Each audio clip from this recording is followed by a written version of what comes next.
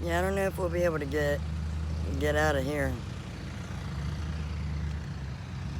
anytime soon. Rob's wanting to go home, check on the RV.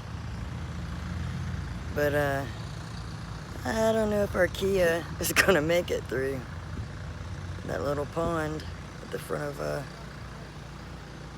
road.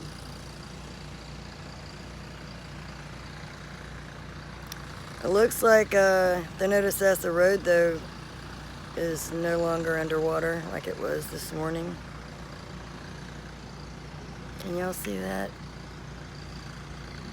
That used to be a little tiny stream. Sometimes there wasn't even water in it. And now it is filled to capacity.